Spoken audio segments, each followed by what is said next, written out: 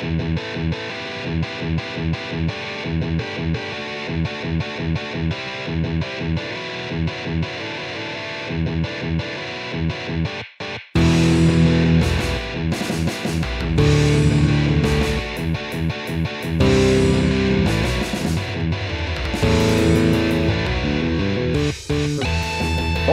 et bienvenue à Board Game Duel, le podcast de jeux de société où deux jeux s'affrontent dans un duel sans merci.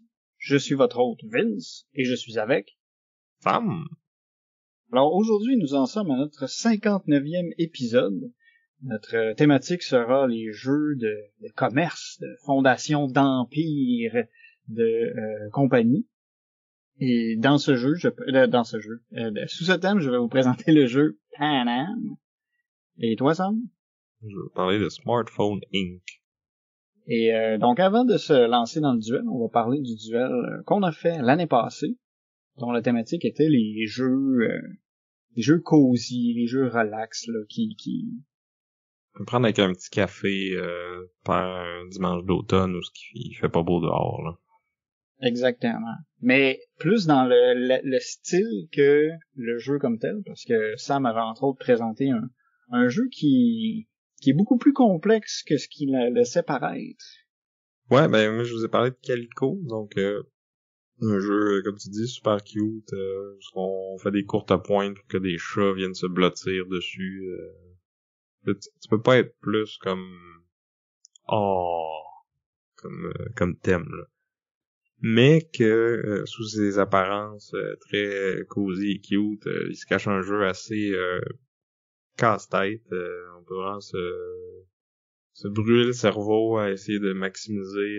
Il y a comme différentes conditions qui vont nous faire des points, là. Il faut placer les tuiles qu'on place, ils ont une couleur puis un pattern, puis faut faire comme des patterns de patterns, si on veut, pour que les chats viennent se blottir dessus. Mais t'as aussi des conditions de score qui regardent à la fois pour les motifs et pour les couleurs.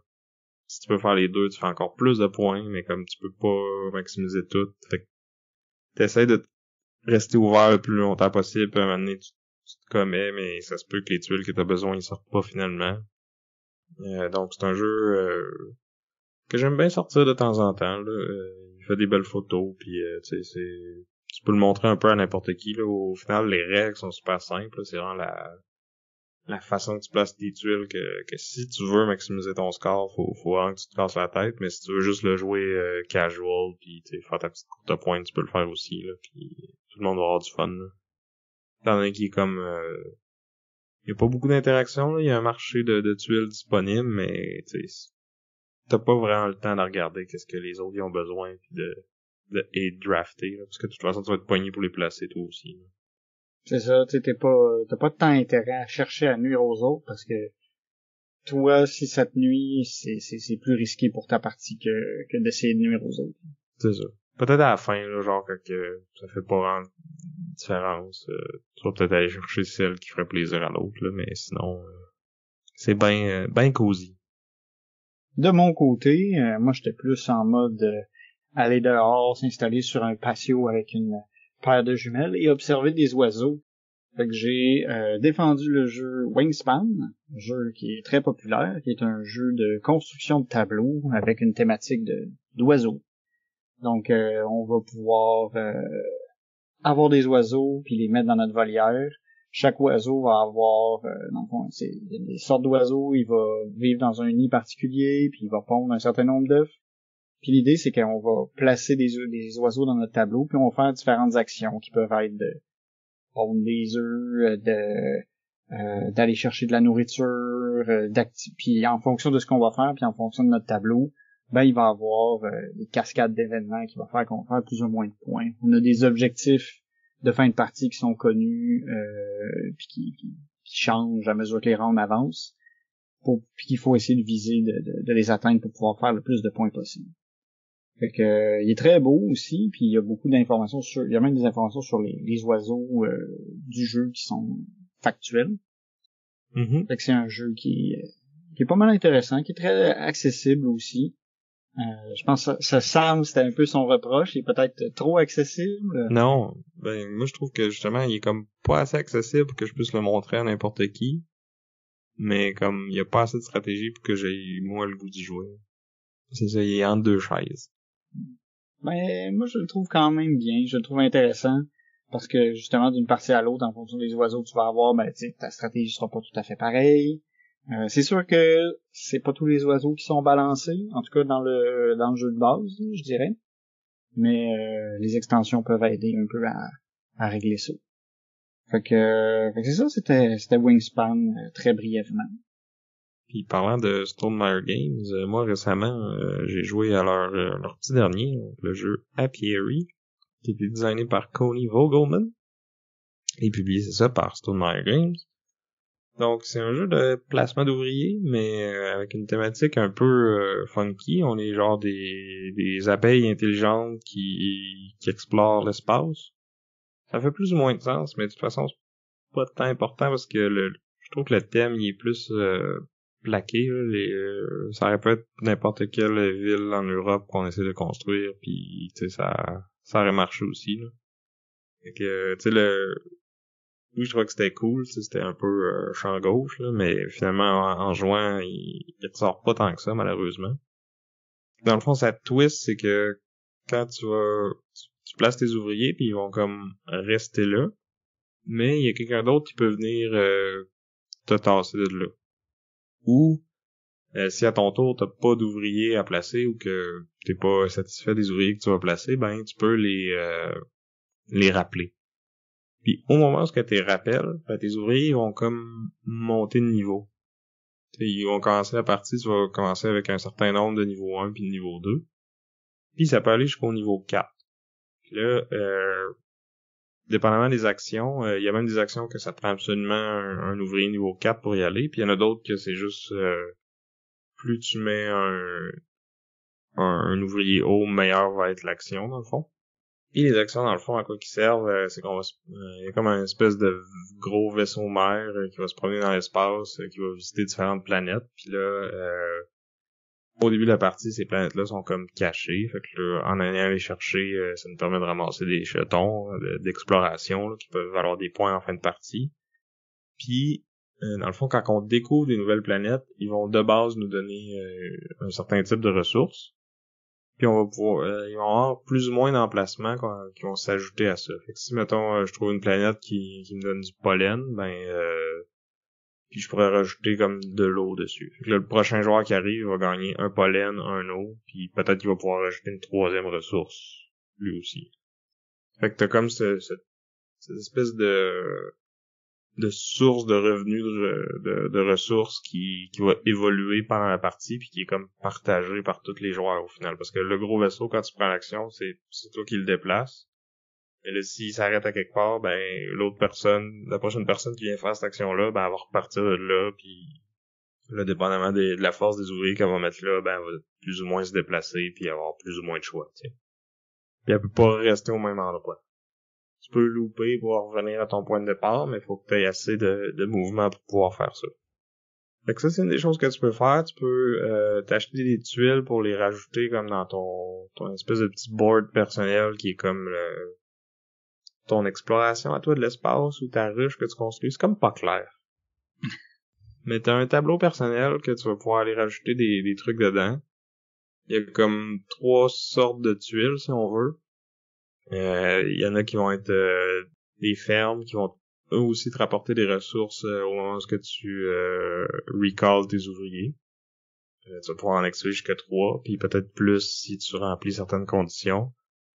T'as des tuiles de genre d'abeilles particulières là, qui sont comme des ouvriers spécialisés si on veut, mais c'est pas des ouvriers que tu vas placer sur le board, là. C'est vraiment des tuiles que tu mets dans ton tableau puis qui vont te donner un bonus quand tu fais une action X là, comme tu sais, mettons, ça te coûte 1 de moins à acheter un certain type de tuiles ou des trucs comme ça là. Puis t'en as d'autres que ça va juste te donner des bonus immédiats puis that's it, là. Je me rappelle plus thématiquement c'était quoi, c'est ces tuiles-là, les tuiles rouges. On voit que le thème a vraiment été exploité ici puis que ça t'a marqué. Mais pour vrai, le jeu il est comme super bien illustré, le matériel il est super beau, tu sais, c'est Stonemaier, c'est assez standard avec les autres. Mais tu sais, le lien entre les mécaniques et la thématique, j'ai pas trouvé qu'il était là beaucoup. Il y a une affaire, c'est que t'es comme limité dans le nombre de ressources que tu peux avoir par ton tableau de tuiles que t'as, justement, là. Quand t'achètes des fermes, ça te donne des emplacements de plus pour en storer. Mais si j'ai des ressources de trop à la fin de mon tour, parce que j'en ai accumulé trop, faut comme que j'ai 10 cartes, mais c'est comme si j'ai donné à la reine. Fait que ça me permet de monter sur une track de réputation de la reine. Puis là, en fait de partie, plus t'es haut sur cette track-là, plus tu peux faire de points, tu sais. OK.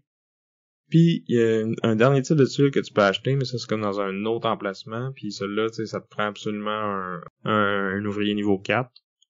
Fait que, tu sais, c'est quand même long avant que tu puisses même y aller. Puis ça te permet de t'acheter comme des tuiles qui vont te rapporter des points en fin de partie, selon certaines conditions. Puis c'est un des gros points d'interaction du jeu, c'est que c'est un marché qui est comme aléatoire, là. Il y a plus de tuiles qu'il y a de place pour ça dans le jeu. Il y a plus de tuiles qu'il y a d'emplacement pour ça. Puis c'est en début de partie, tout le monde voit c'est quoi ces objectifs-là. Puis tout le monde peut aller les chercher, mais il y a juste la première personne qui va l'acheter qui va pouvoir scorer cette tuile-là.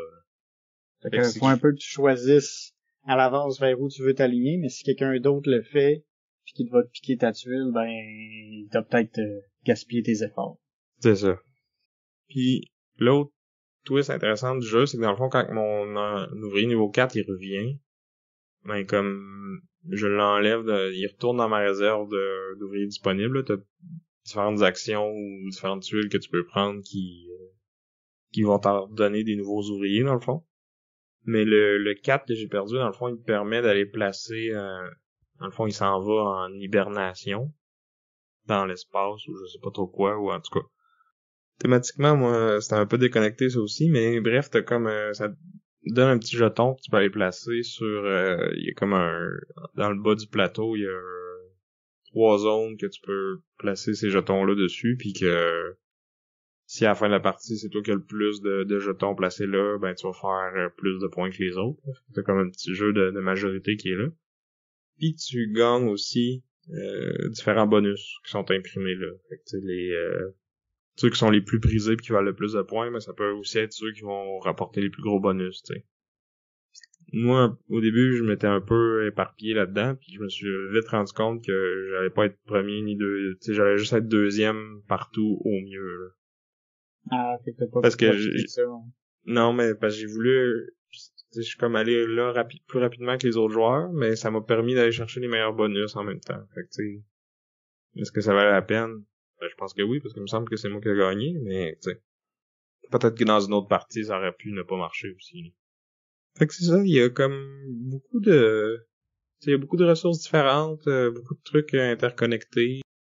D'autres trucs d'interaction aussi, c'est que t'as comme une action qui te permet de convertir des ressources en d'autres ressources. Mais les deux premiers qui y vont avec un ouvrier 4, encore une fois, c'est super thématique. Tu vas comme pouvoir montrer une nouvelle danse. Parce que tu sais, les abeilles, ils dansent pour montrer aux autres où est-ce qu'il faut aller pour chercher le pollen, c'est bien connu. Fait que tu montes une nouvelle danse. Ça fait que c'est toi qui décides, dans le fond, d'une nouvelle conversion qui est possible. T'as comme des tuiles lousses avec différentes ressources, différents points. Fait que tu mets qu'est-ce que tu veux d'un bord puis qu'est-ce que tu veux de l'autre côté. Fait qu'il faut que tu payes ces ressources-là pour obtenir ces autres ressources-là ou ces points-là ou... Puis là, toutes les fois que quelqu'un fait cette danse-là, ben ça te fait monter sur la piste de l'arène. Fait que des fois, tu t'as vraiment intérêt à mettre des conversions intéressantes parce que tu veux que les autres joueurs y aillent là pour te faire monter sur la piste. Mais moi, d'un autre côté, je suis comme là, j'ai besoin de ces ressources-là, mais tu sais, je suis capable d'aller la chercher d'une autre façon pour faire monter Martin sur la piste de l'arène parce qu'il est déjà en haut de moi puis il fait déjà pas mal de points avec ça, tu sais. Ouais, c'est ça. Faut que tu trouves quelque chose aussi qui est pas trop avantageux, tu sais. Trouver une espèce d'équilibre là-dedans, parce que si tu débloques le jeu des autres aussi, j'imagine que ça joue pas non plus en faveur trop. Ben, à toutes les fois qu'ils le font, ça te fait monter aussi. Fait que je pense que t'as vraiment intérêt à mettre de quoi qui est le plus prisé possible. Puis c'est ça, tu sais, il y a comme plein de ressources, plein d'actions, mais ils sont toutes comme interreliées, si on veut, là. Ça, j'ai trouvé que c'était bien interconnecté, je l'ai trouvé pas mal plus tinky puis complexe que ce que Stonemaier nous a habitués, là. Tu sais, c'est vraiment une coche de plus que Wingspan. Je dirais qu'il est plus moi je l'ai trouvé plus compliqué que Sight, que Expédition, pour sûr. Tu sais, c'est pas le jeu le plus lourd que j'ai jamais joué, là, mais comme je l'ai trouvé une bonne coche de plus que ce que cet éditeur-là nous a habitués à, mettons. Qui est pas nécessairement une mauvaise chose, là. Ils sont plus dans le léger d'habitude, je trouve, là, ou le médium léger, mettons. Lui, il est plus comme médium lourd, mettons. Ah ben, Sight, je dirais qu'il est médium, là. Je dirais pas médium léger. Ouais, ben, il y a de la profondeur stratégique, mais les règles sont quand même très simples. Ouais. Tandis que celui-là, tu sais, il y a de la profondeur, puis tu sais, les règles sont simples, mais il y en a beaucoup. Tu sais, chaque emplacement marche un peu différemment, là. C'est pas... Parce que j'ai trouvé qu'il était un petit peu plus dur à prendre en main. Mais tu sais, c'était vraiment pas... C'est pas un négatif. C'est ça, c'est pas négatif. C'est ça. Donc, c'était Apiary de Coney Vogelman et Stonemaier Games. De mon côté, j'ai joué à un jeu d'une complexité phénoménale. Le jeu Codenames d'Ivo. Dans le fond, c'est la version coopérative de Codenames. C'est la version où on peut jouer seulement à 2 joueurs. Et ça a été designé par Vlada Chvatil et Scott Eaton et publié aux éditions Czech Games Edition.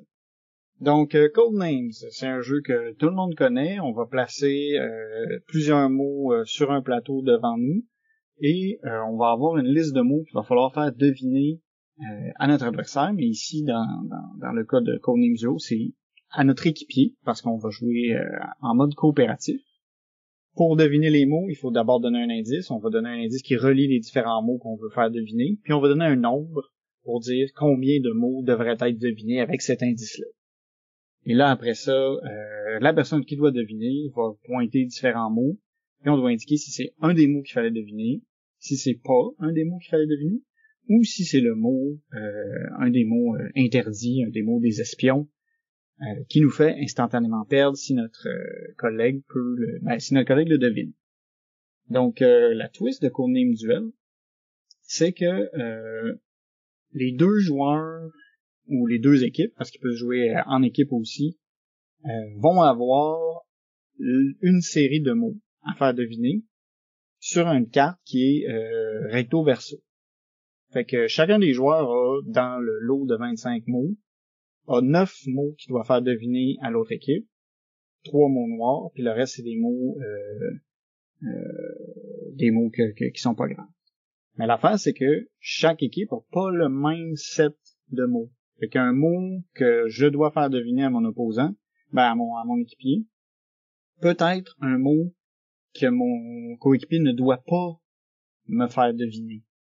C'est que vu que c'est recto verso puis qu'il n'y a pas une correspondance parfaite, on a des mots qui vont être communs aux deux équipes, on a des mots qui vont être mauvais pour les 2 équipes, puis on a plusieurs combinaisons comme ça.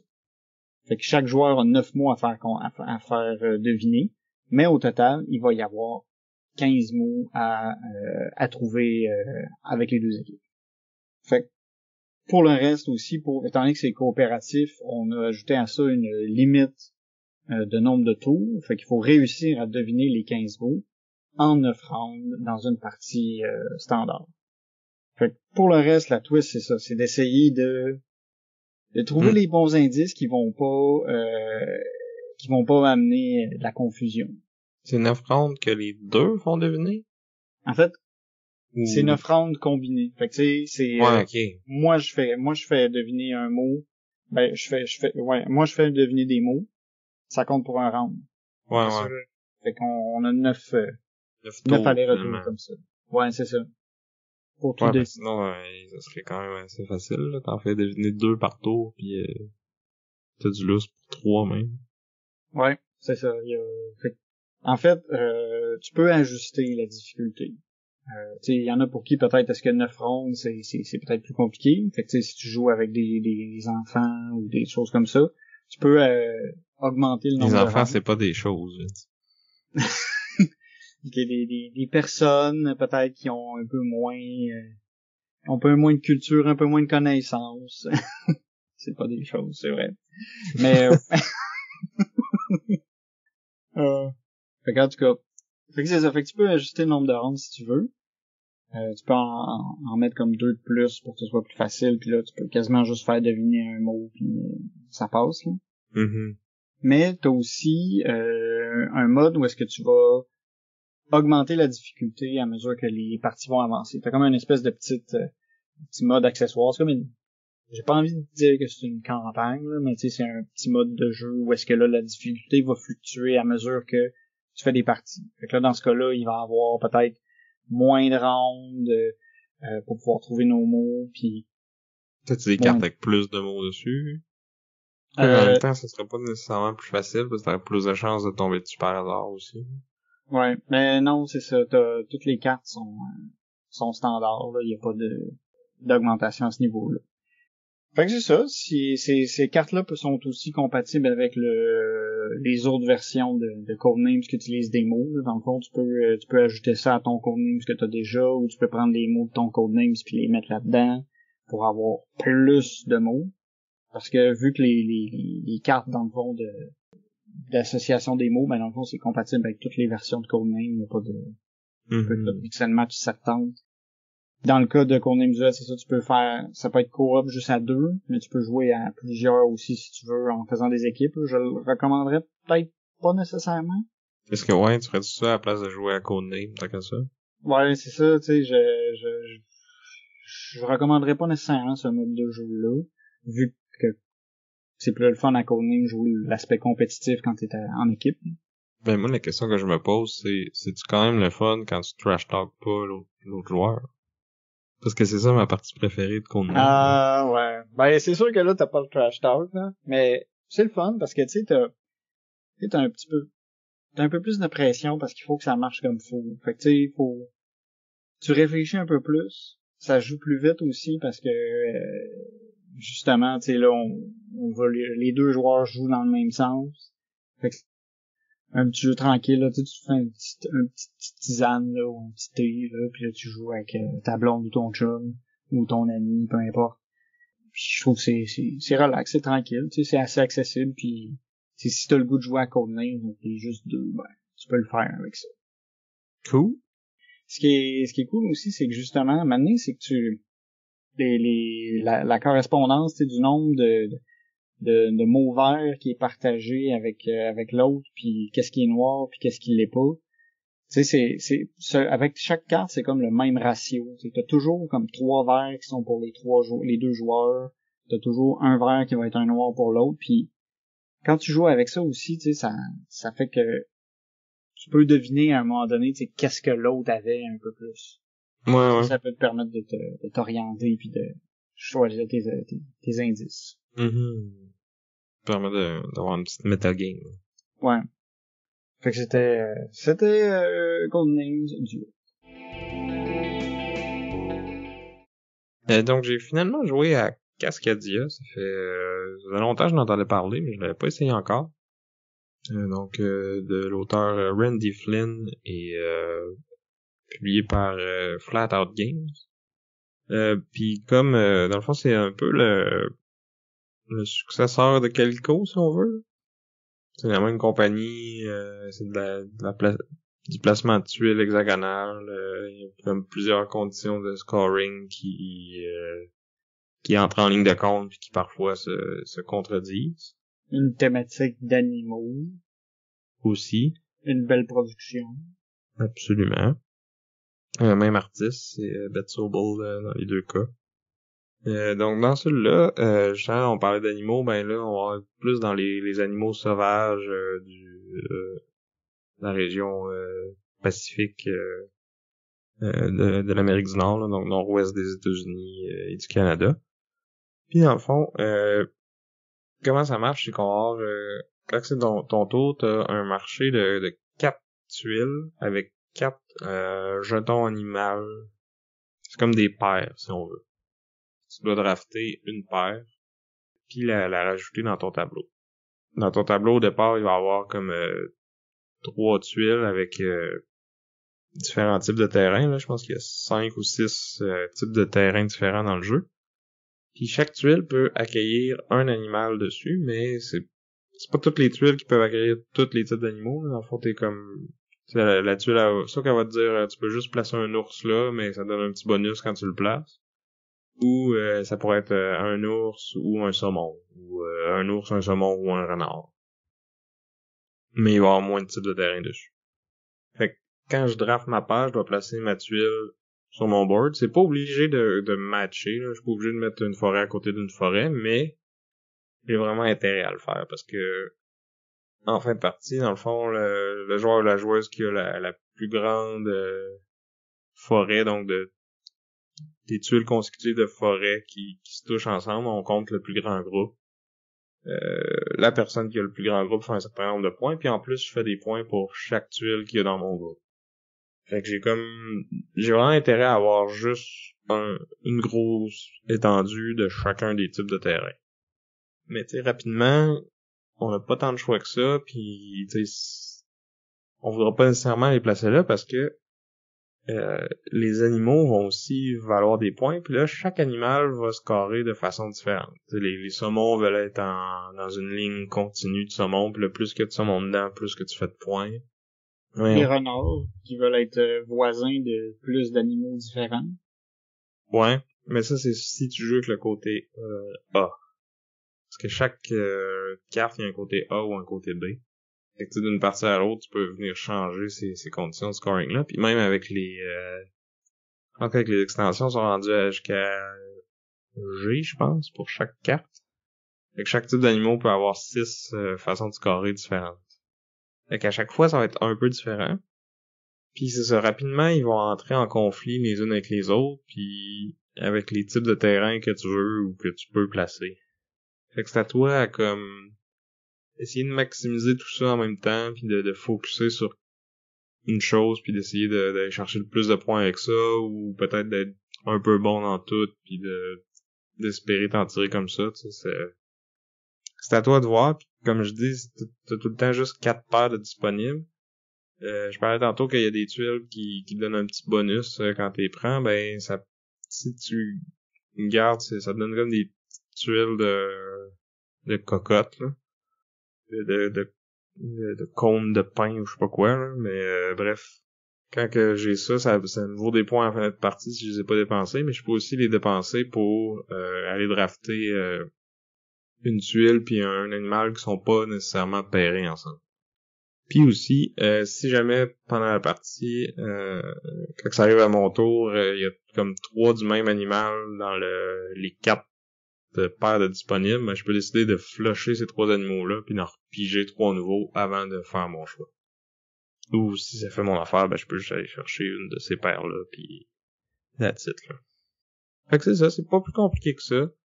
Ça se joue quand même assez vite, là, puis c'est... J'ai trouvé un peu plus relax que Calico, parce que justement, oui, il y a beaucoup de conditions de scoring, mais t'as plus de choix de tuiles, puis t'es moins restreint dans la façon que tu peux les placer. Là. Oui, t'as intérêt à regrouper les trucs d'une certaine façon, mais t'es pas comme obligé comme dans Calico, parce que là, t'avais un board fixe, puis que tu peux pas aller plus large que ça, pas plus haut que ça, puis c'est... Si tu veux optimiser tes points, ce jeu-là te permet de prendre plus de risques, je pense, puis il pardonne plus, t'sais. Ouais, tu sais, c'est ça, en construisant, dans le fond, ton petit parc, tu sais, justement, si ta tuile, tu y trouves pas un endroit particulièrement bon, tu peux te dire, tu peux la mettre comme plus à l'extérieur, puis repartir de là plus tard, puis te construire un coin plus dédié à une autre stratégie. Parce que dans Calico, ben là, t'as pas trop ça, là. Ta courte pointe, elle va finir carrée, elle va finir rectangulaire, puis elle sera pas plus grande que ce que t'as dans ton plateau. Non, c'est ça.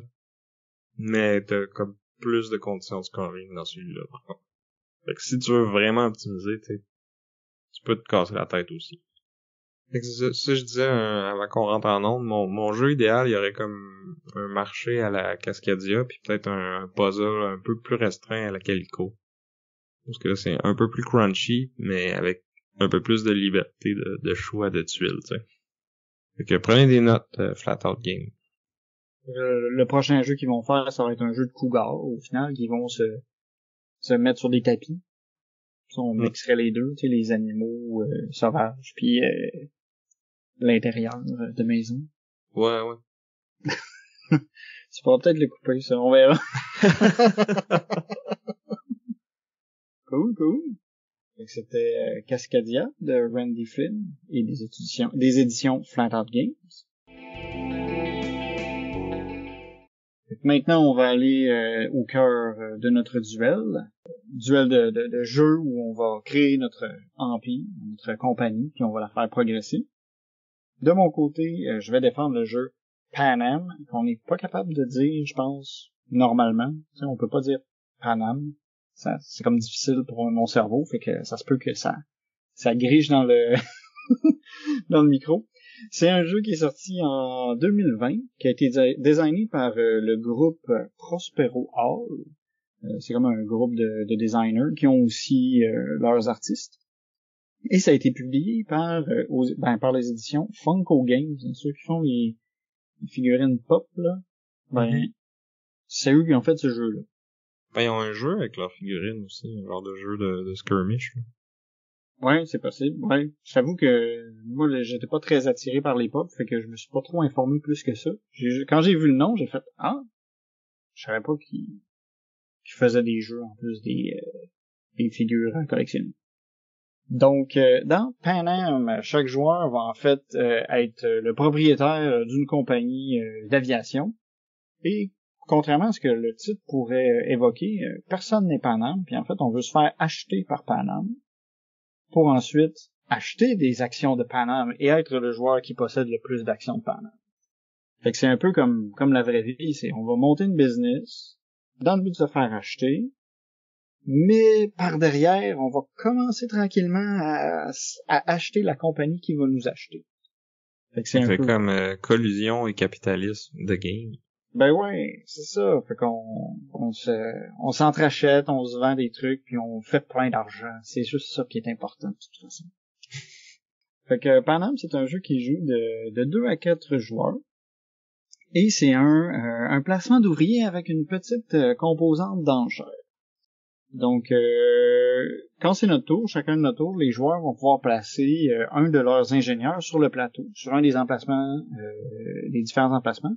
Il y a 5 différents spots sur lesquels on peut placer nos ingénieurs. On a un endroit qui nous permet d'acheter des aéroports pour les placer sur le plateau central. Le plateau central, en fait, c'est une carte du monde. Ouais, c'est une carte du monde.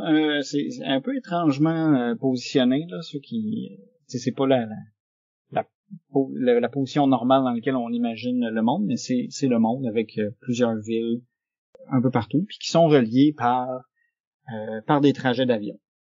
Puis pour pouvoir, dans le fond, acheter un trajet, il va falloir avoir le droit d'atterrir aux 2 destinations. Si on veut pouvoir acheter la ligne qui relie Seattle à New York, il faut avoir le permis d'atterrissage à Seattle puis à New York. Pour avoir ce permis d'atterrissage-là, on peut placer un aéroport à une de ces villes-là, posséder la carte de ces villes-là, posséder n'importe quelle autre carte de cette région-là. Le monde est divisé en 4 régions.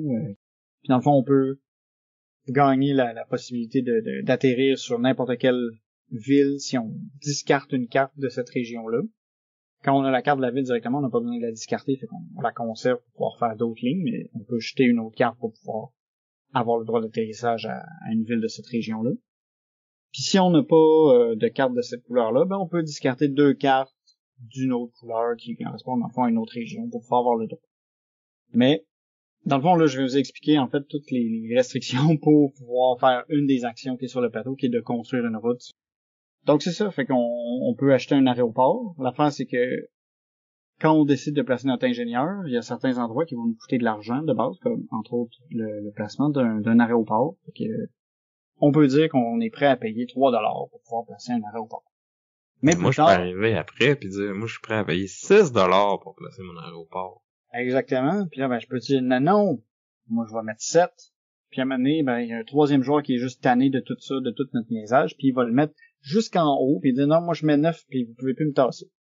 Fait qu'on a cette espèce de petits Ouais, c'est des genres d'enchères, mais avec des mises fixes. T'sais, tu peux pas miser n'importe quoi, puis tu sais, faut que tu suives une des emplacements sur l'espèce de piste.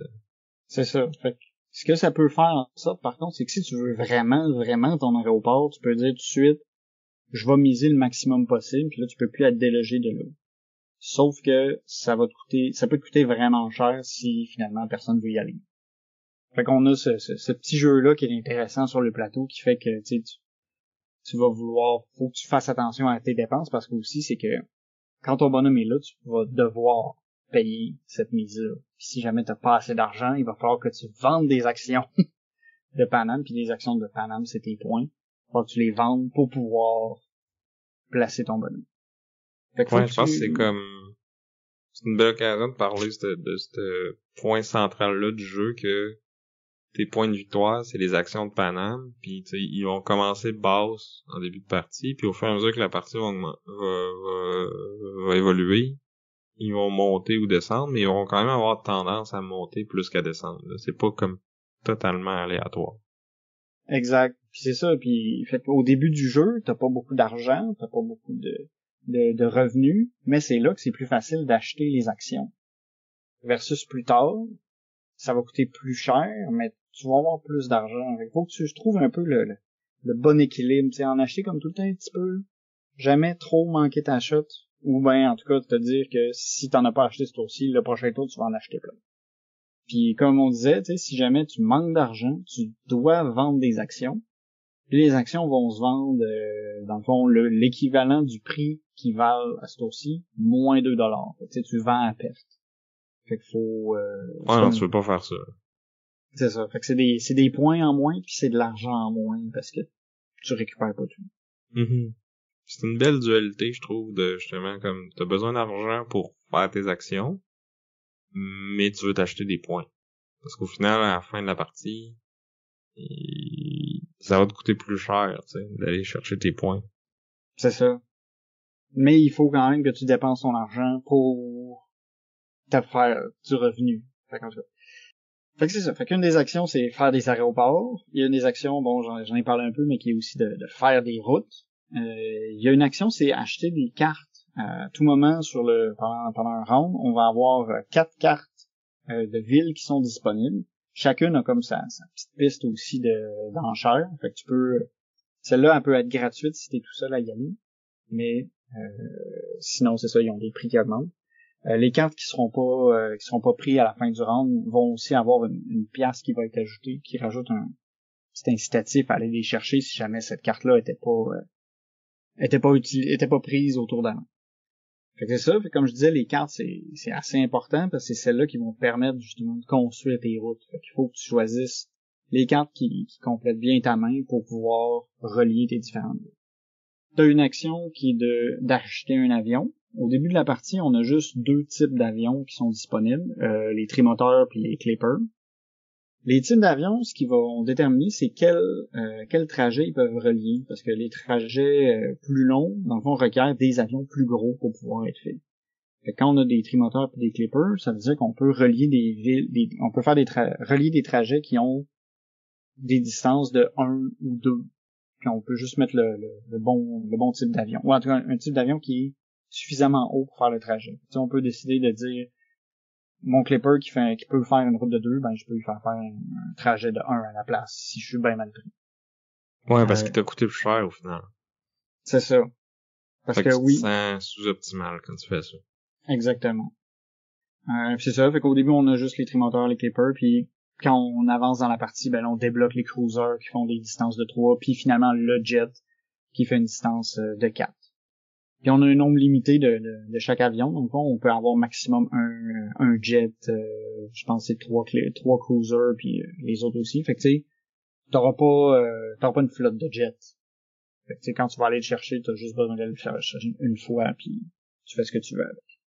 Finalement, on a un autre emplacement qui est l'emplacement des directives. Ça, c'est un peu c'est un emplacement particulier dans le sens où les ingénieurs qui vont aller à cet endroit-là vont être les premiers à être remis au début du round prochain. Ils ont comme priorité, ça te permet Tu joues avant le premier joueur. C'est ça. Si t'envoies tes bonhommes là. Puis tes bonhommes, ce qu'ils font, c'est qu'ils te permettent de piocher une carte directive. Les cartes directives, ça va comme être des cartes avec des effets un peu funky qui vont avoir des impacts lorsque les différentes autres actions vont s'exécuter. Fait que tu sais, il y en a une, ça peut être si tu fais l'action d'acheter un avion, tu peux en acheter deux ou je sais pas si elle est là, mais c'est des effets comme ça. C'est quand tu vas faire une action particulière, elle va être plus forte.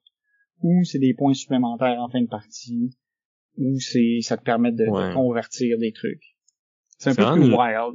C'est une loterie, là. C'est genre, ça peut être des cartes super situationnelles qu'il faut que tu fasses une action précise. Comme toi, t'en as pas une qui te rajoute des points out of the blue en fin de partie. Ouais. Dans une game qui finit genre à... On a eu 18, je pense. Ouais, c'est ça, là, dans les entre 10 et 20 points, mettons, là, ça te permet d'en faire 2, tu sais. C'est énorme, là. C'est ça. C'est un peu plus swingy. Mais j'en ai pas vu qui était vraiment complètement inutile. Tu sais, c'est plus peut-être, tu sais, admettons, si tu trouves que ta flotte d'avions est belle, puis que là t'as une carte qui te permet d'avoir un bonus pour acheter un avion que tu veux pas acheter, là ça peut être peut-être plus tannant, un peu moins intéressant. Mais sinon c'est ça, c'est un peu plus swingy. L'avantage d'aller placer notre bonhomme au début, ça peut être payant si tu décides de dire « Ok, je vais aller tout de suite au spot le plus haut », mais sinon, tu sais, ça se peut que ce bonhomme-là se fasse bumper plus tard aussi. Fait que je dirais que c'est un avantage correct, mais pas non plus à tout casser. Mais souvent, quand tu vas chercher une directive, c'est un peu parce que tes plans ont été un petit peu échoués. Fait que... Comme un prix de consolation. C'est ça. C'est plus parce que ça n'a pas bien été. Une fois que tout le monde va avoir fini de placer ses ingénieurs parce qu'on va s'être fait bumper puis tout ça, on résout les actions une à une. Puis après ça, on a un événement. La compagnie Pan Am va s'étendre. Fait elle va partir de Miami parce que historiquement la compagnie avait été basée là. On va brasser un dé qui va nous dire vers où Pan Am va aller s'étendre. Puis Pan Am va aller acheter les trajets qui partent de Miami, puis ils vont aller vers les différentes directions. C'est comme la voie de l'Europe, la voie de l'Amérique du Sud, puis la voie du Pacifique. Puis Pan Am va éventuellement comme agrandir son influence puis acheter de plus en plus de trajets. Quand Pan Am va acheter ton trajet, plus le trajet est long, plus Pan Am va payer cher pour l'acheter. Par exemple, un trajet qui a une distance de 1, qui nous coûte normalement qui demande qu'on place un trimoteur dessus. Si Pan Am l'achète, ça va nous donner 5 piastres. Si on a un trajet de 2, ça va donner 9 piastres, puis plus ça va, plus c'est cher. Un trajet de 4, ça vaut 14 piastres. 14 piastres, c'est beaucoup d'argent. Mais en même temps, ça baisse ton revenu. Parce que les lignes qui t'appartiennent à toi, ils te donnent un revenu à chaque tour. Ouais. Mais un coup que Pan Am t'es acheté, t'as plus ce revenu-là. Fait que c'est ça. Fait que faut que tu gères un peu quand est-ce que tu veux te faire acheter. Mais t'as pas de contrôle là-dessus parce que c'est du hasard. Oui, mais tu peux te positionner plus ou moins proche de Miami pour avoir plus ou moins de chances de se faire acheter. À chaque round, dans le fond, Pan Am va acheter un certain nombre on va rouler le dé un certain nombre de fois, mais il y a aussi une phase de dé qui fait que tous les joueurs se font acheter un trajet.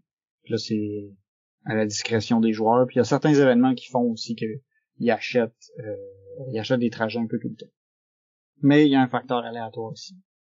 Comme tu disais, ça, en fait, l'étape d'après, c'est que les trajets qu'on possède, les trajets sur lesquels on a placé un de nos avions, va nous fournir du revenu. Les aéroports qu'on a placés vont aussi nous donner du revenu.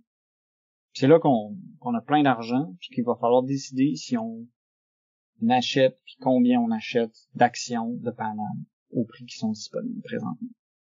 Fait que là, on s'est fait acheter nos routes, on s'est fait l'argent avec notre revenu.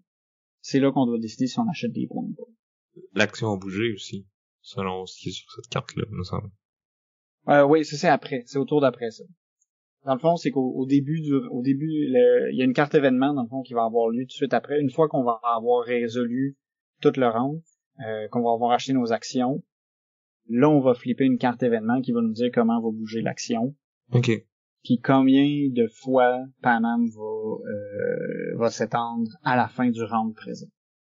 Puis il y a aussi un petit événement qui va se passer. Événement. Un petit événement. Ouais, ça, mais ben c'est les événements de fin de partie sont un peu plus intenses. Plus conséquents. Ouais. Ça aussi, tu sais, ça peut bouger beaucoup. Mais dans le fond, ces événements-là, ils vont avoir des impacts sur sur les différentes actions, mais généralement, c'est comme quelque chose de bénéfique pour tout le monde qui va se passer. Mais qui sera pas bénéfique au même niveau pour tout le monde. C'est ça l'affaire. Ça va être un bénéfice, mais qui va dépendre de comment t'as joué jusque-là, tu sais. Tu peux pas comme réagir après avoir vu ça va être quoi l'événement, tu sais. Non. Ça, c'est peut-être un truc ici qui fait que ça va pas nécessairement aller dans le sens de ta stratégie, puis en fait, tu peux pas prévoir si ça va y aller dans le sens de ta stratégie. C'est ça. Mais en même temps, c'est comme tu dis, tu sais, en plus, ces cartes-là sont gradées, là. Il y a un paquet pour le premier round, mettons, on en prend une là-dedans, une pour le deuxième, puis tout ça. Fait que, tu sais, il y a pas tant de possibilités que ça, pour chaque round. Mais juste assez pour que tu saches pas qu'est-ce qui va s'en venir, t'sais. J'imagine, là, si t'as joué 15-20 fois à un moment donné, tu dois finir par toutes les connaître, là, puis peut-être espérer que, au round 5, il faudrait vraiment que ce soit ces cartes-là. Mais en même temps, tu peux pas comme baser ta stratégie sur j'espère que ça va être cette carte-là. Non, c'est ça. Puis tu sais, tu peux, mais c'est un gros gamble. Là, ouais. Puis tu sais, celles qui ont le plus d'impact, c'est vraiment celles du dernier tour, parce que tu sais, à la fin du round, à la fin de la partie, la seule chose qui compte, ou presque, c'est le nombre d'actions que t'as dans ta main. Mais la carte événement du dernier round, souvent, elle t'offre une possibilité de faire des points avec d'autres choses. Souvent avec tes routes que t'as déjà. Ben, avec tes trajets que t'as déjà achetés. Pour un peu rentabiliser ce que t'as fait dans ta partie. C'est ça qui est arrivé dans la partie qu'on a joué. Tu sais, moi, ma game allait pas super bien, je trouvais. Tu sais, j'étais en retard on a joué à 4, je pense que j'étais troisième dans les actions. Puis là, comme au dernier tour, ça a dit tu vas faire 1 point pour chaque route que t'as. Puis là, on a tout regardé le board, puis c'était comme c'est moi qui en avais eu le plus, puis qui avait été le moins racheté par Panam au final. Puis là, j'étais comme je pense que je viens de gagner. Finalement, en plus, t'avais gagné sur le bris d'égalité. Parce que c'est ça, là, s'il y a 2 joueurs qui ont autant d'action de Panam, c'est l'argent qui reste, qui départage. Puis dans ce cas-ci, on avait fini 18-18, mais moi j'avais plus une scène, puis Sam il restait un petit 4 piastres. Fait que pas assez pour m'acheter une action de plus, mais assez pour te battre. Ouais, juste assez. Mais c'est ça, c'était pas full satisfaisant comme victoire, parce que j'avais l'impression que je me l'étais fait donner sur un plateau d'argent, puis tu sais, comme oui, c'est bon de mettre d'acheter des trajets, là, parce qu'en théorie, tu sais, ça te fait du revenu, t'as plus de chances de te faire acheter par Panam, tu sais, mais comme, je sais pas, ça m'a pas, tu sais, j'ai pas fait genre, clairement, c'est moi qui ai eu la meilleure stratégie, fait que c'est moi qui ai gagné, là. Ouais. Mais, t'avais beaucoup de revenus, tu sais, t'avais quand même beaucoup fait travailler, tu sais, l'engin du jeu qui est de faire des lignes d'avion pour avoir du revenu, pour acheter des... Mais pas tant que ça, c'est ça l'affaire, c'est que j'avais beaucoup de petites lignes, mais j'avais presque pas de grosses. Fait qu'au final, pendant la partie, j'ai pas eu tant de revenus que ça, parce que d'avoir 3 petites, ça te fait autant de revenus que 1 à 3, mettons. Mais en fin de partie, elle m'a valu 3 points versus l'autre qui t'en valait juste 1. Là. Parce qu'avec la carte, c'est comme peu importe là, que ce soit une 1, 2 ou 3 ou 4, ils valent tous le même nombre de points. Là. Fait que tu sais, j'ai été chanceux que ça tombe là-dessus. Là. Ouais. Fait qu'il y a peut-être un petit aspect un peu swingy, mais j'ai trouvé quand même le jeu pas mal le fun. T'sais, c'était le fun de se bumper, d'aller chercher les trucs des autres, d'aller les bloquer en fin de partie aussi, parce que il y a quand même de l'interaction pas mal, à se voler les spots, puis à voler les bonnes cartes trajet pour bloquer l'autre. Absolument. Ça, j'y enlève pas ça. Mais tu sais, on a parlé de Lancaster il y a pas si longtemps, qui te permet de bumper les autres aussi, puis sais, dans celui-là, ce qui te rapporte des points en fin de partie ou pendant la partie, c'est vraiment des lois qui sont votées par tout le monde, tu sais, puis que tu vois, tes vois venir, là, puis tu peux planifier en conséquence, tu sais. Versus dans celui-là, ben, c'est comme, là, on vire un événement, puis comme tout le monde le subit, puis peut-être que ça va t'aider plus que moi, puis peut-être que le prochain, il va m'aider plus, mais, tu sais, quand que le dernier, il donne, tu sais, 4 et 7 points à tout le monde, c'est une game qui finit à 18, t'es comme, ouais, je pense qu'il était là, hein. Ouais. Je pense que là, c'est une mécanique qui veut servir la thématique, tu sais, parce qu'en affaires, tu sais pas qu'est-ce qui s'en vient. Tu sais, tu peux prévoir des affaires, mais t'as des événements aléatoires qui se produisent. Tu sais, le marché, c'est très émotif. Tu sais, des bulles qui se produisent, tu sais pas pourquoi ça arrive. Tu sais, on peut parler de GameStop à un moment donné, comme, ça n'a pas rapport, tu sais, que ça valait pas, qu'il y a comme un moment donné, les gens se sont mis à acheter ça pour aucune raison valable, puis ça l'a monté, puis il y a des gens qui ont fait des passes de cash avec ça. Ça peut arriver, ça. Fait que ça sert le thème, tu sais. Un crash, tu sais jamais quand ça peut arriver. T'es surpris, t'es pris par surprise. Fait que ça sert la thématique de Panam. On va en reparler tantôt. Fait que c'est ça, c'est un jeu qui est quand même assez accessible, là. C'est pas très compliqué à apprendre des règles. Tu sais, une fois que t'as compris que faut que t'achètes des actions, puis qu'il faut que tu fasses de l'argent, puis que tu comprends que pour faire de l'argent, faut acheter faut mettre des avions sur le plateau, ou que tu te fasses acheter par Panam, ben tu sais, ça roule quand même bien. Tu sais, y a pas un nombre t'as pas 10 millions d'actions, tu sais, t'en as 5 dans ton placement d'ouvrier. Fait que c'est assez simple, je pense, à prendre en main. Ouais, puis pas trop long à jouer non plus. Non, c'est pas. Puis on a joué à 4, puis ça a pas été. J'avais peur en fait au début, tu sais, quand on l'a sorti à 4, je me suis dit ça va être trop long parce que là on joue avec le maximum de joueurs, mais finalement ça a quand même bien coulé. T'as moins de.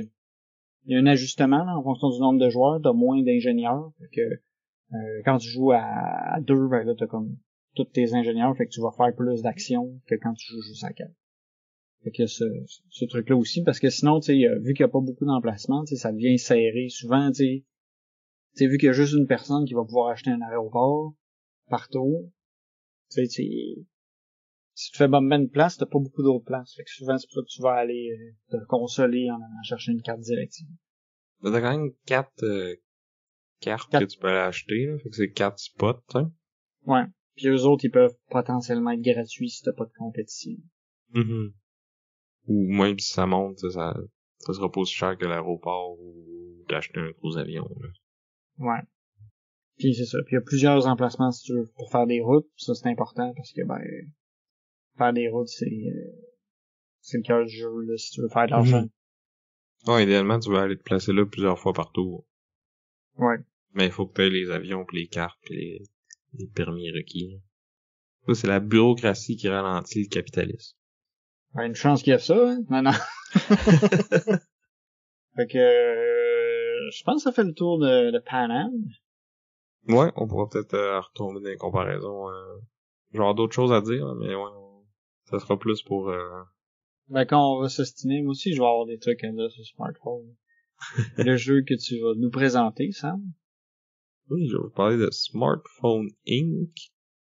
Un jeu qui a été designé par Ivan Lachin et publié par Cosmodrome Games.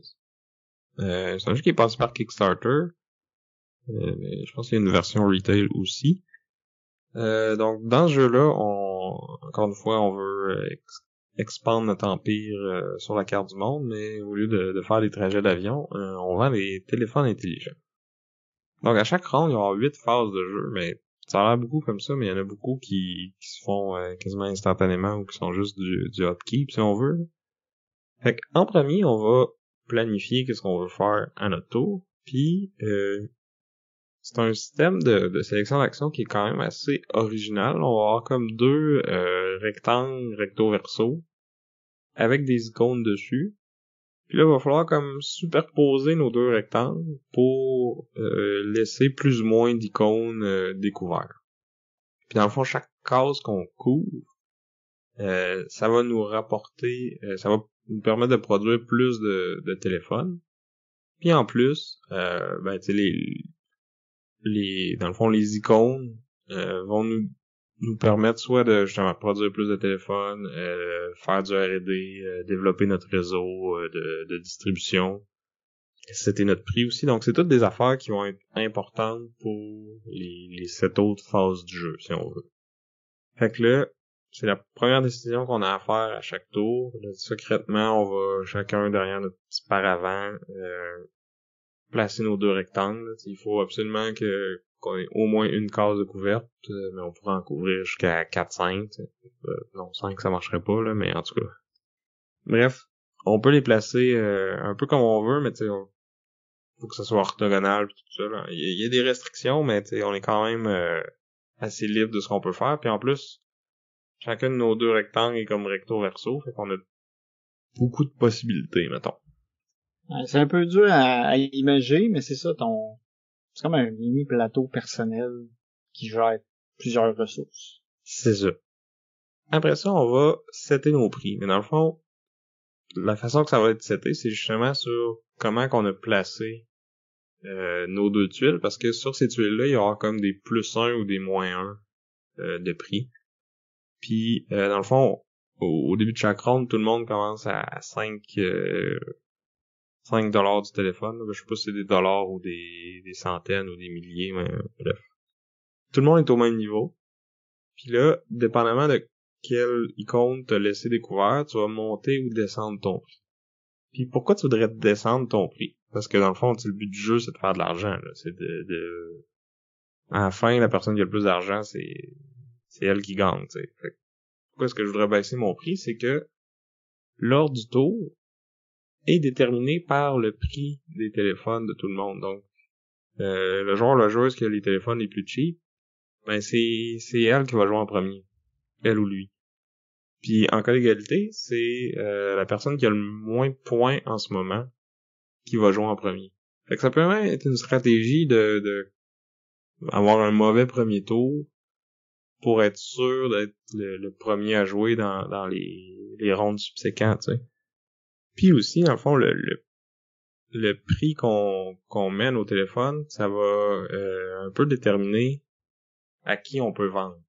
Je vais y revenir plus tard comment ça marche, mais dans le fond, c'est pas tout le monde qui est prêt à mettre un prix de fou sur les téléphones. Fait que tu sais, oui, chaque téléphone que tu vends, tu vas peut-être le vendre plus cher, mais tu vas avoir moins d'opportunités de les vendre. Puis en plus, tu vas vendre potentiellement en dernier. Fait que ça se peut que tu les vendes pas toutes. Ouais, t'as une espèce de notion d'offre et de demande sur le plateau. Fait que tu sais, il y a des régions qui veulent payer des téléphones cheap, puis il y a des régions qui sont prêtes à mettre plus de prix. Puis t'as aussi une notion de technologie que Sam va discuter un peu plus tard. Fait que t'as des gens qui veulent des téléphones avec plus de avec des gadgets. Puis il y a des compagnies, il y a d'autres gens. Les autres sont prêts à payer n'importe quel prix pour ces téléphones-là, tant qu'ils ont le bon gadget. Fait que c'est ça, on set les prix, fait que dans le fond, on va aussi, en plus de setter comme potentiellement le nombre de points qu'on va faire ce tour-ci, ça set l'ordre du tour, fait que c'est super important. Après ça, on produit des téléphones, donc comme je disais, plus qu'on recouvre de notre carte, donc moins qu'on a d'icônes, mais plus qu'on produit de téléphones, dans le fond.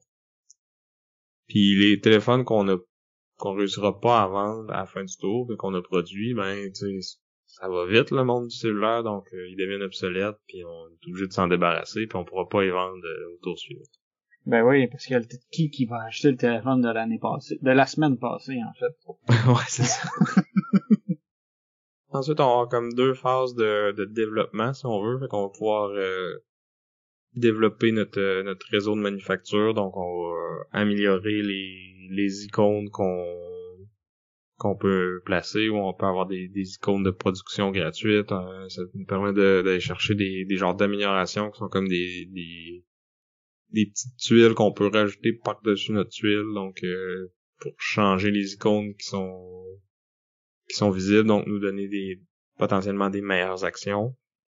Après ça, il va y avoir la phase de vraiment développer notre produit. Donc on va avoir, comme tu as parlé des gadgets tantôt, donc on a comme 5 ou 6 gadgets différents qui sont qu'on peut rechercher. Puis dans le fond, selon le nombre d'icônes de développement qu'on a, ben ça va nous permettre de placer un certain nombre de cubes sur chacun de ces gadgets-là. Puis dans le fond, dès que j'atteins un certain seuil là, qui va varier selon le gadget, là, donc ceux qui sont plus populaires, ben potentiellement que ça va prendre plus de cubes dessus.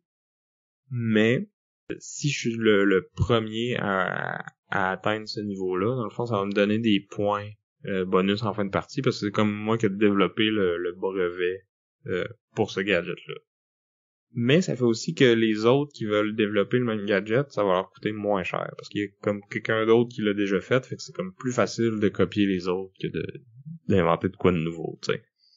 Ouais, parce que l'espionnage industriel est une mécanique.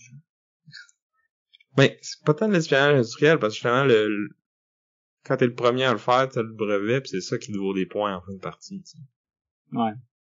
Fait que c'est plus que t'es plus innovateur que les autres, fait que c'est payant.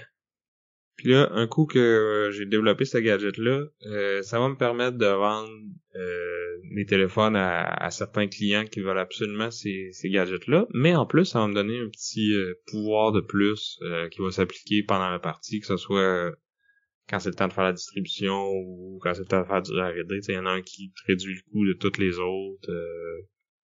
C'est ce genre de petit pouvoir-là. Là. C'est comme un petit côté de construction d'engin, là, mais pas tout à fait. Là. C'est très minime, là, mais l'ordre dans lequel on va développer ces gadgets-là est quand même assez important, je dirais, parce que c'est pas tous les gadgets qui vont être en demande partout.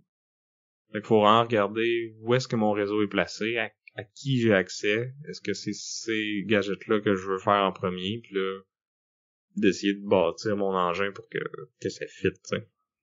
Après ça, justement, on arrive à la phase où on étend notre réseau de distribution. Donc, au début de la partie, on a juste un marché qu'on peut atteindre, là, comme dans Paname, on a une carte du monde qui est divisée en différentes régions qui sont reliées entre elles. Puis là, à chaque région, il va y avoir plus ou moins de clients potentiels, si on veut.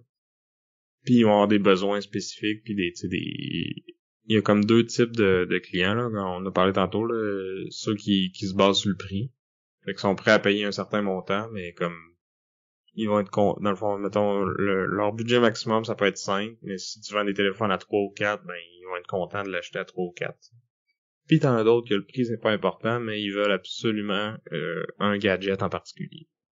Fait que là, dépendant des icônes qu'on a dans notre petit plateau de planification, ben ça va nous permettre de plus ou moins étendre notre réseau. Un coup qu'on a encore une fois, là, c'est le même principe. Il faut placer un certain nombre de cubes dans une région pour pouvoir comme bâtir notre réseau là, si on veut. Puis un coup que notre réseau est bâti, ben là, on peut vendre des téléphones là.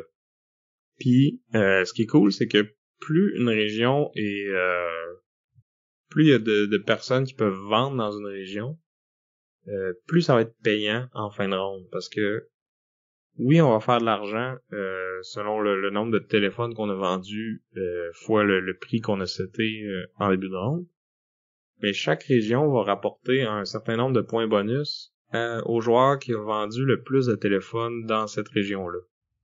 C'est comme si t'es capable de prendre une plus grosse part du marché, ben tu fais plus de points.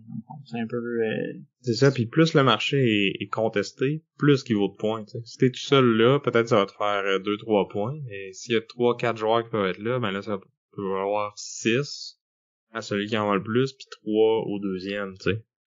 Mais c'est pas tous les marchés qui vont pouvoir accueillir tous les joueurs tout le temps, tu sais. Il y a des marchés qui sont plus petits, donc si tu vas là, ben t'es plus dans ton coin, mais en même temps, c'est des plus petits marchés, fait que tu peux vendre moins de téléphones, puis tu sais, ils auront peut-être pas les technologies les plus hautes que tout le monde veut non plus, fait que tu sais, c'est... Mais en même temps, c'est le nombre de téléphones qui peuvent être vendus par endroit, dans le fond, est limité, puis t'as des restrictions. Fait que si t'es dans un coin comme ça, par contre, tu peux peut-être écouler plus ton stock, puis t'en as moins qui te reste de spare qui va aller à la vidange après. C'est ça. Mais tu sais, toutes ces affaires-là, c'est pas déterminé par le hasard, c'est vraiment déterminé par comment que les autres joueurs jouent. C'est ça que j'aime beaucoup dans ce jeu-là, c'est qu'il y a aucun hasard, là. il y a beaucoup d'incertitudes parce que tu sais pas où que les autres joueurs vont aller, mais tu sais, t'as pas de carte événement, t'as pas de jeu de dés, t'as pas, tu sais, c'est tout. Je planifie mes affaires, je sais pas qu'est-ce que les autres vont planifier, mais je vais être obligé de réagir à ça, puis comme, si je veux absolument être le premier, puis jouer avant les autres, ben, il faut que je m'assure que mon prix est le plus bas possible, mais en même temps, ça va me valoir moins de points, fait que t'es comme tout le temps tiraillé entre ces, tu veux faire de l'argent, mais tu vas être sûr tu vas te faire plus d'argent en jouant plus tôt, puis en vendant plus de téléphones cheap, ou tu te dis, ah, ben, moi, je vais faire des gros téléphones vraiment chers, mais tu sais, j'ai les technologies que je sais qu'il y a juste moi qui peux vendre, fait que ça me dérange pas trop d'être dernier dans l'ordre du tour, tu sais. Puis là, finalement, Vincent à côté, il développe la même technologie que moi, puis il vend avant moi à tous les endroits où ce que je prévoyais vendre ce tour-là, puis là, je suis un peu mal pris. Ouais. Les mécaniques, ils sont intenses, ils sont bonnes, mais moi, je l'ai trouvé sec. Parce que t'es tellement en train de calculer, parce que c'est très, toutes les actions sont un peu reliées, puis c'est un gros casse-tête, justement, fait que je trouve qu'il manque un peu de, je sais pas, moi, je le trouvais un peu sec à cause de ça, parce que j'étais tout le temps en train de calculer, en train de te dire, OK, faut que ça fasse ça, faut que je fasse ça, là, je vais pouvoir vendre un truc là, puis un pas là. Là, je sais que Sam, il peut pas vendre cette technologie-là. Fait que, tu sais, même s'il vend son téléphone cheap, là, puis qu'il me bloque, moi, je vais quand même pouvoir vendre lui, là, parce que j'ai une technologie que lui, il a pas. Fait que, tu sais, c'est crunchy, mais c'est sec. Genre, c'est comme, C'est des chips. Ouais, mais c'est des chips, sel et vinaigre qui ont manqué de sel. Ah, mais je le trouve sévère avec, parce que Panam, il est pas plus thématique, là. Puis il est pas moins beige, là. Il est bleu. Ouais, non, mais je veux dire, Ouais. mécaniquement pis thématiquement, là. Ouais.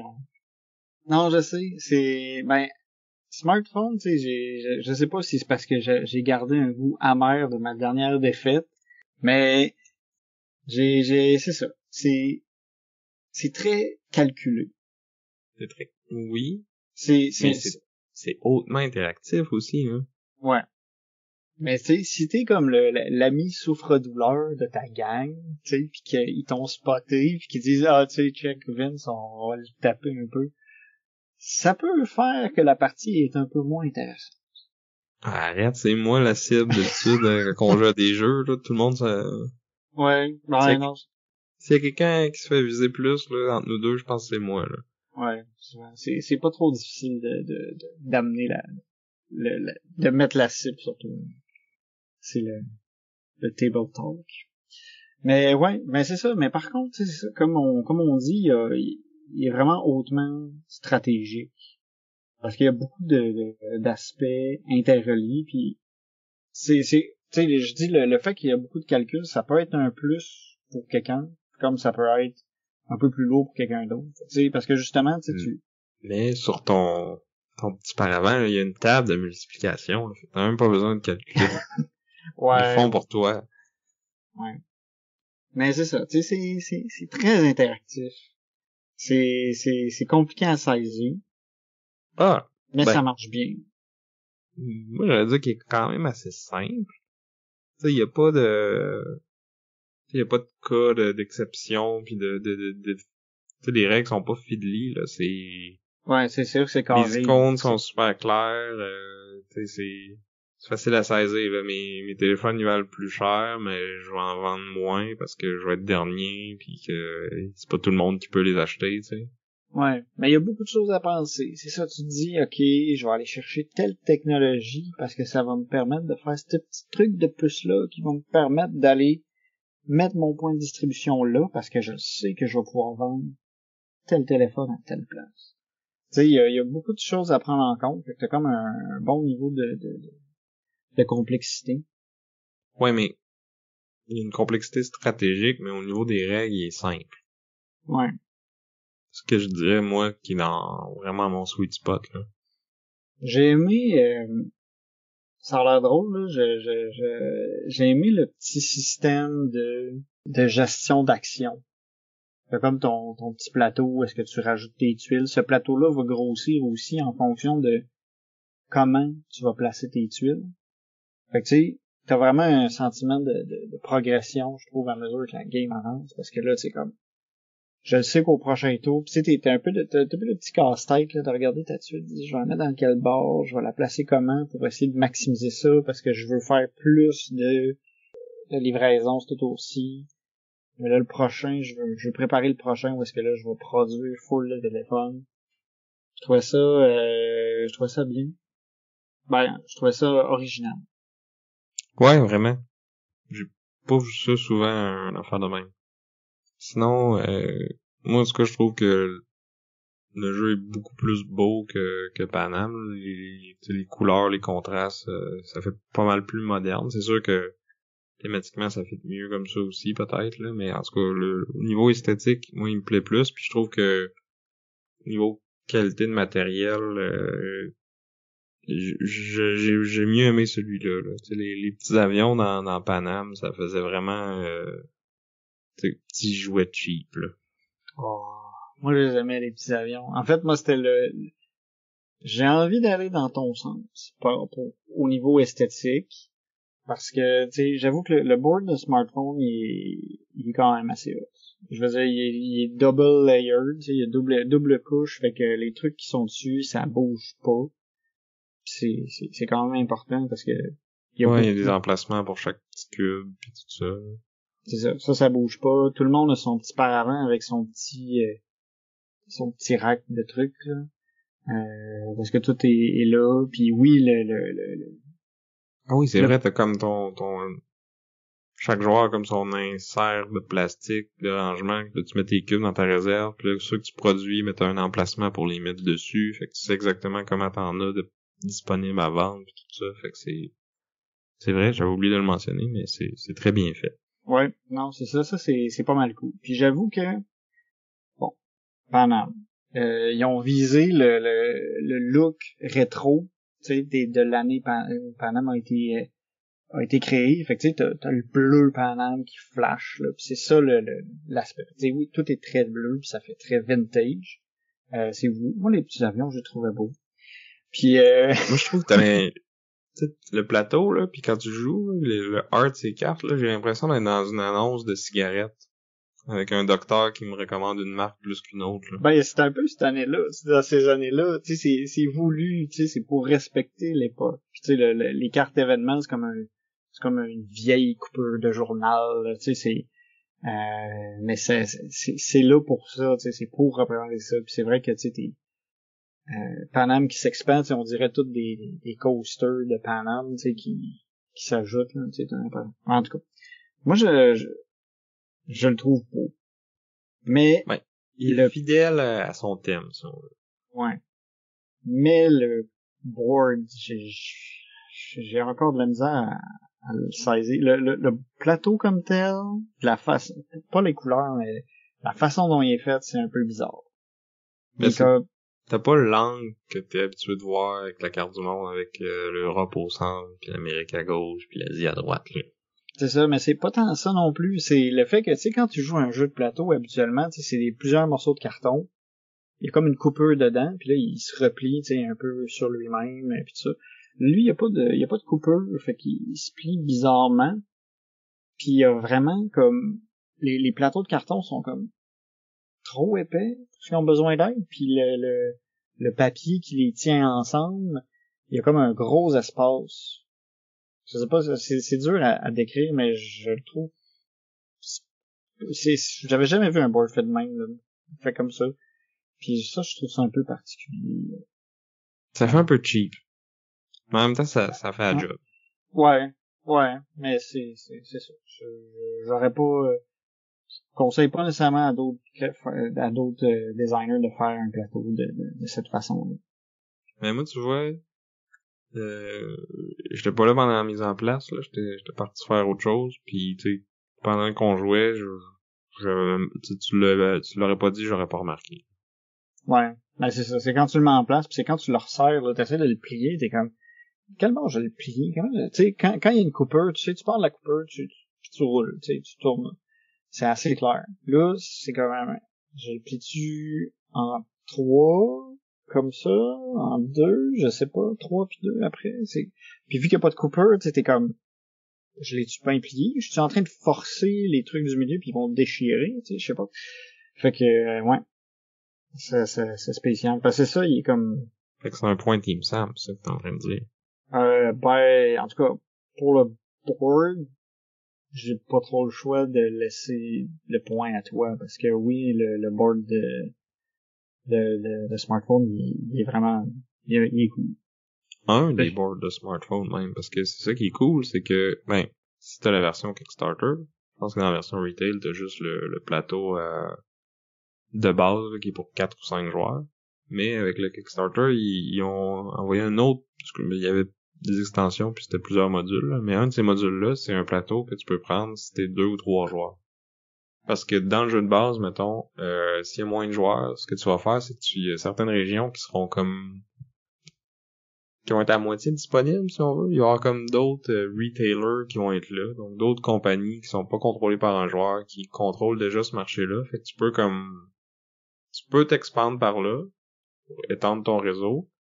Tu pourras pas vendre dans cette région-là, mais ça va te donner un certain bonus d'aller dans les régions des retailers. Là. Fait que tu vas avoir un bonus qui est comme associé à cette région-là. Puis en plus, si t'es le premier à y aller, ben tu vas faire peut-être un peu plus de points, puis le deuxième qui va en faire un peu moins. Mais va aussi faire l'action bonus. Là. Puis les actions bonus, ça va être par exemple de pouvoir placer 2 cubes dans une même région. Fait que là, tu limites les autres joueurs, la compétition, ils peuvent moins venir te voir, mais tu t'augmentes quand même le nombre de points que cette région-là vaut à chaque fin de tour, tu sais. Fait que t'as une extension à 2 joueurs au lieu d'avoir une extension à 6 joueurs, à 5 joueurs. Ouais, il y a un mode solo aussi. Je l'ai pas essayé, mais comme il y a des règles pour le mode solo, puis c'est cool là, le petit pion de l'AI, dans le fond, c'est comme la silhouette de Steve Jobs. Ah, Je pense que c'est pas officiellement, mais en tout cas, je tu le pense que l'AI reconnais un s'appelle peu, Steve, puis tu reconnais les lunettes puis le style. le petit gilet noir avec le col. Non, non, ben il y a pas de, c'est comme un genre de cercle, puis il y a comme sa face de découpé dedans, si tu vois.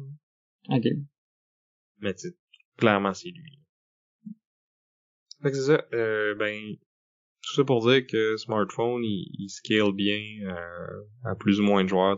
Si t'as l'autre board là, c'est une map qui s'adapte à ton nombre de joueurs puis qui va te donner qui va faire que tu vas toujours te jouer du coude, tu sais. Ouais. Parce Ben, qu'au final, c'est ça qui fait le fun du jeu, c'est d'être au coude à coude avec les autres joueurs. Là.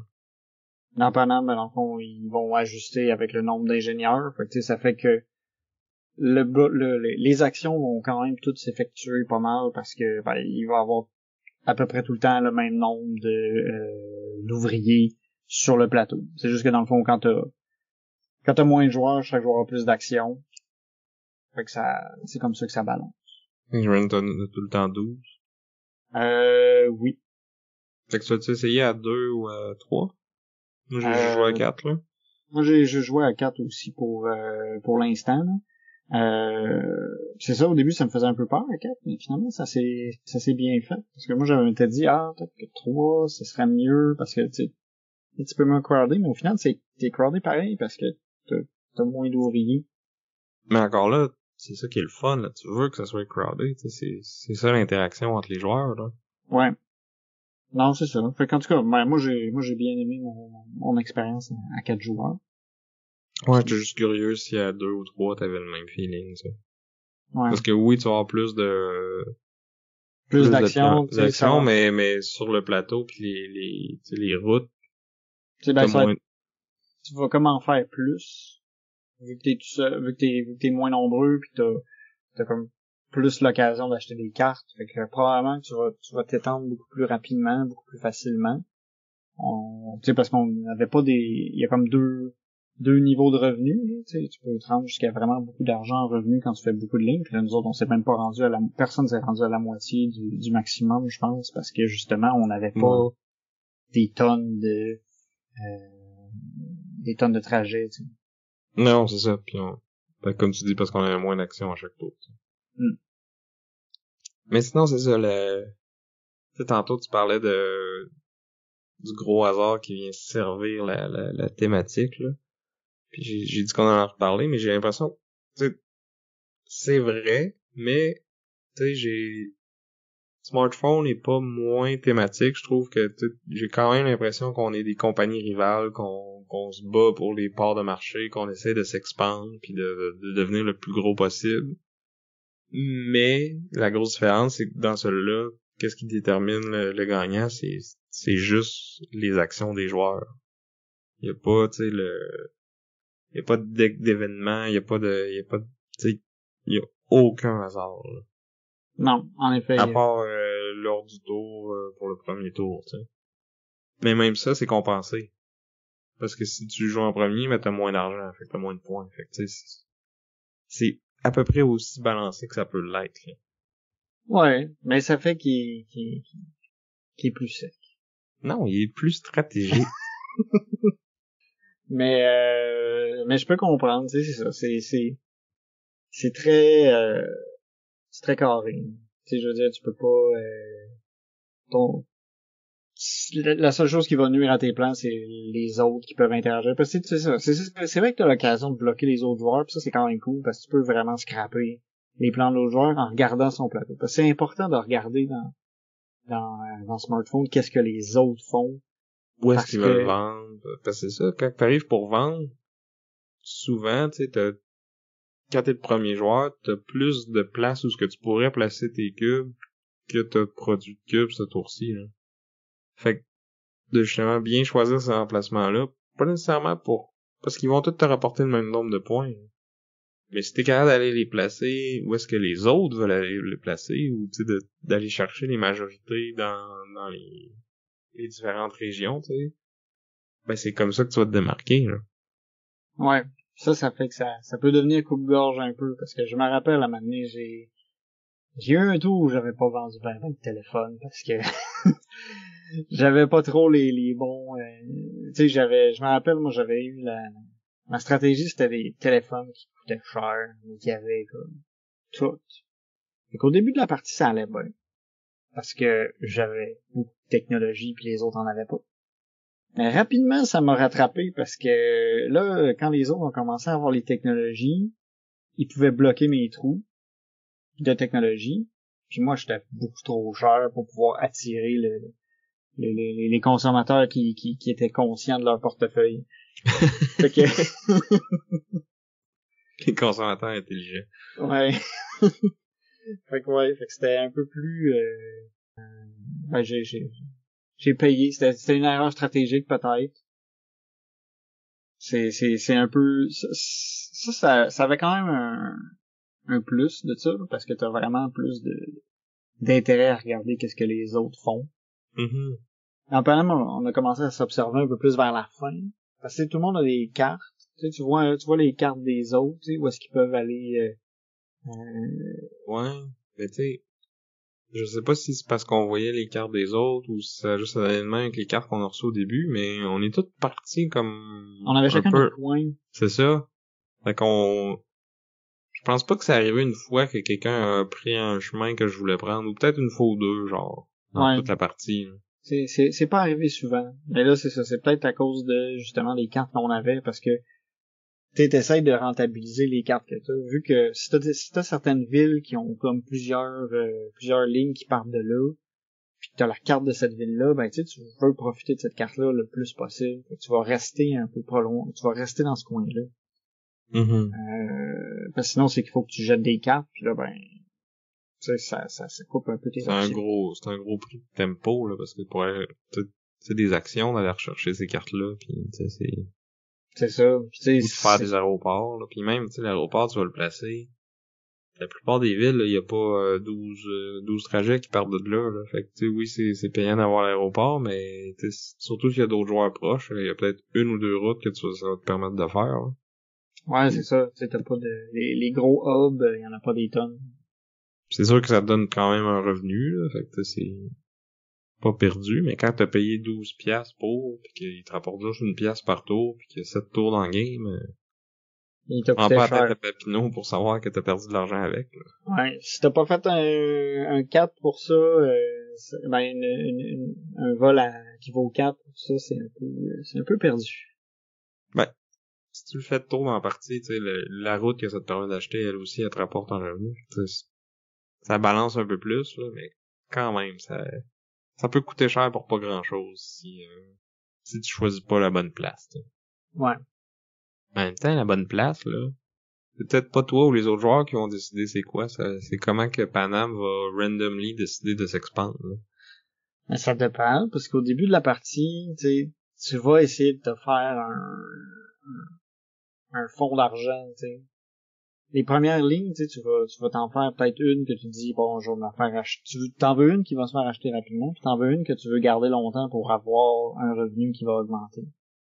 Mais c'est ça mon point, c'est que t'as beau dire, je vais me mettre proche, comme ça, je la garderai pas longtemps, mais si le dé, il tombe jamais sur cette ligne-là, ce qui peut arriver, tu sais, ça se peut que tu la gardes toute la partie, là.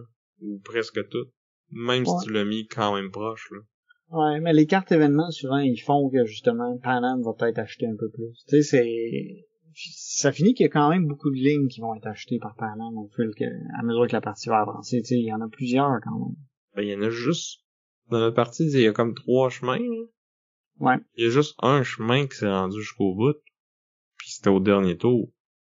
Ouais. Les deux autres, ils ont pas été complétés, là. Il y en a un qui était même pas à moitié, là. Puis l'autre qui était à peu près à moitié, puis un, qui a fini par finir, là, mais on a eu l'occasion de vendre d'autres voies au travers. Pas souvent. Ça arrivait quoi, une fois dans la partie? Peut-être deux? Fait que, tu sais, peut-être qu'on a juste pas été chanceux, mais en même temps, tu sais, c'est ça, là, c'est que ça... Il y a beaucoup de la partie, je trouve, qui est déterminée par le hasard plus que par la stratégie des joueurs. Hein. Peut-être, mais moi je trouve que ça pimente pis ça ajoute un aspect thématique. Mais on sait que, en tout cas, il me semble que c'est souvent une critique que t'as envers les jeux, c'est qu'il y a trop de hasard dans celui-là, puis là, en tout cas, je trouve que tu donnes une free pass à celui-là. Peut-être, je sais pas, moi j'ai aimé le jeu, j'ai aimé notre partie. C'est ça qu'on a fait ensemble, pis tu sais, j'ai pas, je sais pas, moi j'ai aimé ça, tu sais, je trouvais que vu que je sais pas, j'ai envie de dire, j'ai peut-être pas été ciblé par le hasard, tu sais, j'ai peut-être pas trop subi, pis c'est peut-être pour ça que j'en garde une expérience positive. En même temps, la carte du dernier tour, c'est ça qui m'a fait gagner, là. Ouais. Tu sais, ça avait été mais pas tant que ça, tu sais. Ben, ça m'a donné 7 points, pis toi, ça t'en a donné quoi, 4 ou 5? Ouais, un peu moins, peut-être même. C'est ça, là. Puis on a fini égal. Ouais. Ouais. Mais j'étais pas amer de ça. Je sais pas. C'est peut-être parce que, justement, j'étais peut-être déresponsabilisé face à ma défaite. Mais c'est ça. Moi, pour conclure, là, je trouve les deux jeux, niveau de complexité, ça ressemble un peu. Peut-être que Smartphone est un petit peu plus complexe, mais pas tant que ça. Il est pas plus long à jouer. Ça ressemble beaucoup. Fait que, tu sais, pis thématiquement, ils vont un peu chercher la même chose. Fait que, si tu me donnes le choix entre les deux, 10 fois sur 10, je vais prendre Smartphone, là. Moi, je dirais pas 10 sur 10 Panam, mais clairement plus Panam que Smartphone. Alors, ça serait comme 7 fois Panam, 3 fois Smartphone. Fait que si on fait le total, c'est 13 à 7 pour Smartphone Inc. Uh-huh. Donc une autre victoire pour #Team Sam. Mais c'est pas toi qui décide, Sam. C'est pas nous qui décide. C'est les auditeurs. Fait que c'est maintenant à vous de choisir est-ce que vous êtes #Team Vince avec Panam ou #Team Sam avec Smartphone Inc. Est-ce que vous allez être smart avec votre vote? Ouais, ou sinon est-ce que vous allez viser le 7e ciel avec Panam? J'aurais pu dire on va s'envoyer en l'air en gang, mais ça peut peut-être pas passer bien. Ouais, ça va peut-être faire plus de votes pour moi, ça, finalement. Donc, allez voter, vous pouvez faire ça par courriel, boardgameduel@gmail.com. Vous pouvez le faire en commentant notre post Facebook, notre Instagram, la vidéo sur YouTube, parce qu'on est disponible sur YouTube aussi. Donc, c'est ça, plusieurs façons de voter. Vous pouvez aussi venir sur notre Discord, un petit channel vote, ou avec des petits emojis, vous pouvez aller voter pour tous les duels passés, présents et futurs. Ben, vous pouvez pas encore voter pour ceux futurs, mais dans le futur, vous allez pouvoir le faire. C'est ça. Donc, n'hésitez pas à nous faire part de votre vote. Sinon, vous pouvez aussi nous dire votre jeu préféré à thème économique et expansion Les compagnies. De compagnie. J'allais dire d'empire, mais c'est pas... Ouais, d'empire commercial. ouais. Avec votre jeu capitaliste préféré, finalement. Donc on vous remercie vous pour votre écoute. On remercie nos Patreons qui nous aident à continuer. On remercie aussi Chrysalis pour notre chanson thème. Et sur ce, j'étais Vince. Et je suis encore Sam. On vous dit à plus. Bye.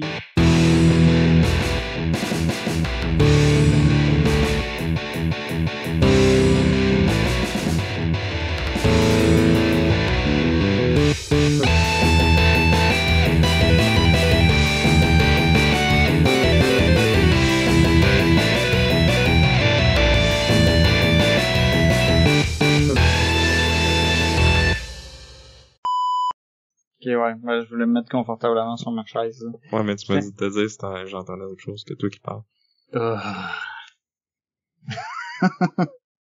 On va commencer. Je fais ce que tu me dis. Ouais. T'es désagréable aussi en le faisant. Tu m'as pas dit de pas être désagréable. C'est vrai. Faudrait que oh my god, c'est ça que j'ai pas fait pendant toute ma vie. Je t'ai pas dit ça. Je t'ai dit que tu l'étais, mais je t'ai jamais dit de pas l'être. Oh! C'est ça. Tu viens Fallait juste le demander. Ouais, tu viens de comme détruire ma vie d'un coup. Tu viens de me faire questionner tous mes choix depuis le jour où on s'est rencontrés. Bon, on y va pour vrai. Mais clairement plus Panam que smartphone. Genre, ça serait comme 7 fois Panam, 3 fois smartphone. Fait que si on fait le total, c'est 17 à 3. 13 à 7. Ouais.